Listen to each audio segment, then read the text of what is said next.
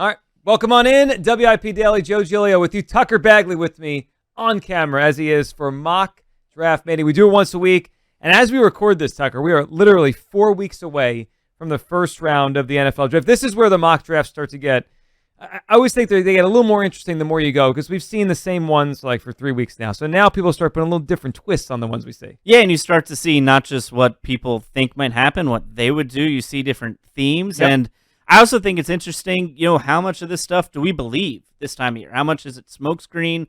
How much is it teams trying to, trade up and trade down and force other teams to play their hand before they do? Yep.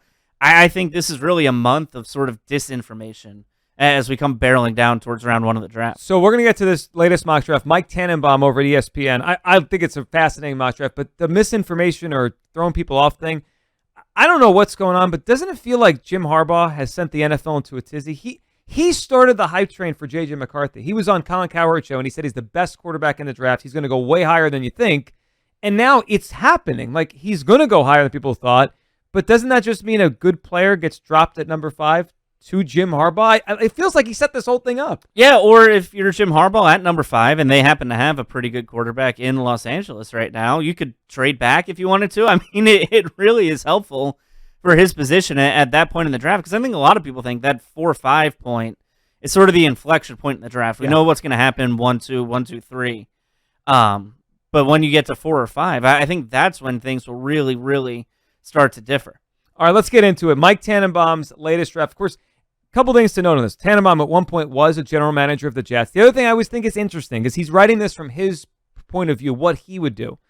Tannenbaum, Tucker, is the guy that gave Howie Roseman his first job in the NFL with the Jets. So I always think, like, what is there something to his thought process? Like, he knows him. He interviewed him. He's the guy that helped him get into the league. Here it is, Tannenbaum's mock draft ESPN. Number 1 overall, and it's become a consensus now. I'd be shocked if it goes any other way. Caleb Williams, quarterback, USC to the Bears. Number 2 in this one, Drake May, quarterback North Carolina, goes to the Commanders.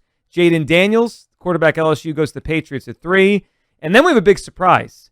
It's the Arizona Cardinals drafting a quarterback. They have the 4th pick. They have been publicly supportive of Kyler Murray, but they go with J.J. McCarthy at number 4.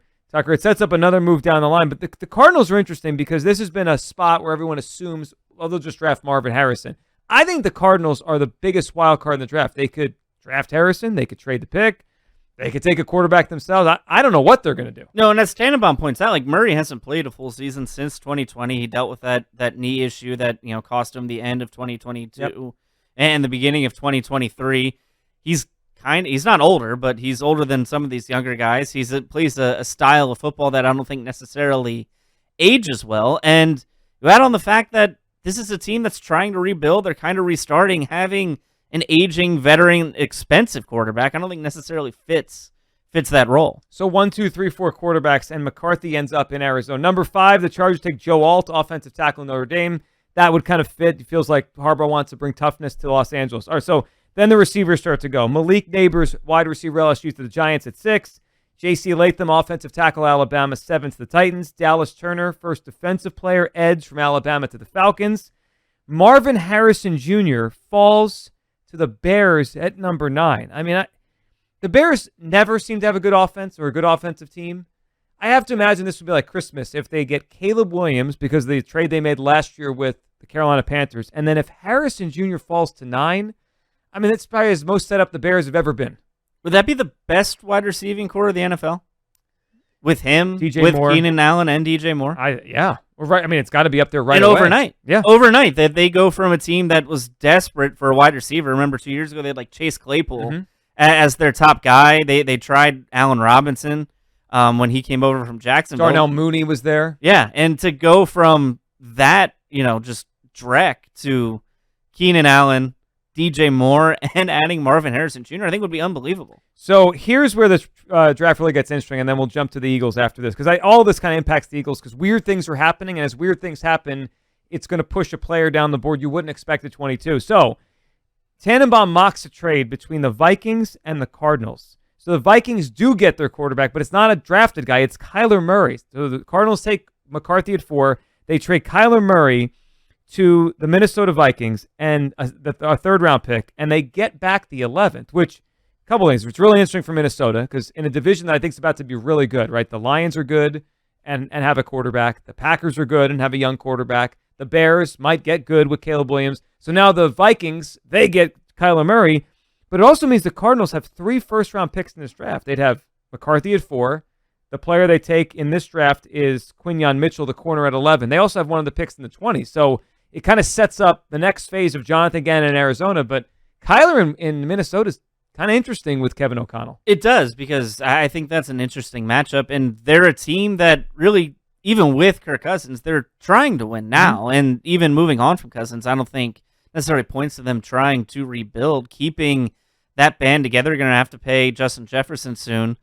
I think it's a really, really intriguing move for a team that isn't necessarily looking 4 or 5 years down the line. I think it'd be one of the best divisions in football. I mean, it might be anyway, but I mean, like, one of the worst teams is going to be either Caleb Williams or Kyler Murray. That's an interesting division. Okay, at number 12, Bo Nix. So 5 quarterbacks go in the first 12 picks. As we scroll down, we got some offensive linemen, wide receiver to the Saints, corner, guard, another receiver. At number 19, Michael Penix Jr. goes to the Los Angeles Rams. The reason I keep bringing up the quarterbacks is 6 quarterbacks in the first 19. Tucker, what that sets up for the Eagles is that it means to me, like before I even got to it, I knew someone that we didn't project at 22 is going to be there, because that's a lot of quarterbacks the first 19. And with the 22nd pick in Mike Tannenbaum's draft over at ESPN, the Philadelphia Eagles select Brock Bowers, tight end, out of Georgia. So I've been saying for a while they need defense, right? They've given out so much offense last few years. But I would make an exception for Brock Bowers. I love this. I think this is fascinating because a couple things. One, he's just a weapon, right? He's a unique tight end. I mean, I think it was 2 years ago, there was a couple weeks early in the season where he was high in the Heisman odds, which I never thought I'd see a tight end. So it's a unique player. And then we're at that stage of Dallas Goedert's career where they, when Ertz was here, they drafted Goddard. When it was Selleck, they drafted Ertz. So that turnover age for tight end, I think we're there now with Dallas Goedert. And Brock Bowers, he might be the next great NFL tight end. I know Laporta came in last year, and maybe it's him, but it wouldn't surprise me if Brock Bowers is a perennial Pro Bowler for the next 7 or 8 or 9 years. No, I think Brock Bowers is unbelievable. And, how often at 22 can you get the number one guy at his position, right? And I think if you took away positional value, he would probably be a top 5, top 10. Definitely. Prospect, and I do think it's an interesting fit because Dallas Goedert's a year older than Zach Ertz was when Goddard himself was drafted, and I thought last year would be a great time for them to take a shot on a round 2 or round 3 prospect to kind of fill in behind Goddard, because Dallas Goedert's hurt a lot. As great as he is, you can't count on him to be there for all 17 weeks. When was the last full season? Has there been one? I don't know if there has been. Yeah. But you just look at what he's accomplished throughout his career, and I think if you add in someone like Brock Bowers, and we talk about them needing a third wide receiver, both these guys could play in the slot. Brock Bowers, I don't think is the best run blocker, so he would probably fit, a little bit more if they moved him to the slot and moved him around a little bit and let Goddard stay inside and be more of an inline tight end. But you add him into that mix, all of a sudden the Eagles, who didn't run a lot of 12 personnel last year, it was like 12, 13%, they would have the ability to do so. And I think it would really be helpful to Jalen Hurts and Saquon Barkley, and a running game that, was pretty much predicated on Jason Kelce pulling and getting in space, being able to play with 2 tight ends, at a pretty high clip compared to the rest of the NFL, I think would be a huge weapon for Kellen Moore in this offense. I think I saw recently that Kellen Moore was top 10 last year in 2 tight end percentage. Now, that was just 1 year. They had a weird year in Los Angeles, but obviously he will do it. Right? He likes to do it. So there's that. So, I mean, you could, like they did with Goddard and Ertz, you can keep the 2 tight ends around at least for another year together, and then maybe that's it. They'll move on from Dallas Goedert. I agree that Bowers could play the slot, and I just look at it as a weapon. I mean, he used to run the ball to the backfield sometimes too. This guy is a unique player. And Tucker, I also wonder if with the hip drop tackle change, if tight ends suddenly become more valuable. They're weird matchups because a lot of times D-backs are on them, and if they're trailing these big tight ends from behind, you can't go up top with the horse collar. You can't go low with the hip drop. Tight ends might be coming back in a big way. I thought Laporta last year took the Lions offense to a different level. Imagine this offense with Brock Bowers here along with AJ and Devontae. That feels like an enormous amount of weapons. I mean, just imagine trying to go small if you're another defense, right? And if you're putting Bowers or Goddard in the slot, I mean, think about who usually plays the slot for the Eagles, right? Guys like Avonte Maddox, guys like Bradley Roby, like they would be too small to necessarily match up on that. And if you get guys like A.J. Brown, like Brock Bowers, like Dallas Goedert in space in a world where a hip drop tackle is illegal, I mean, that's a huge weapon. I mean, this is a team that was really, really good at yards after the catch the last 2 years with Jalen Hurts. I think this rule change could be huge for them when you think about just how big and physical they are down the field. I do too. And then you think about the Georgia connection, right? How we drafted so many kids out of Georgia the last couple of years. I'm sure they've done their homework on Brock Bowers. Now, is he really going to slip to 22? Probably not.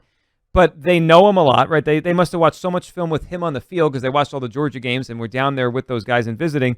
And Tucker, Bowers is interesting because I've seen mocks as high as 10, right, with the Jets.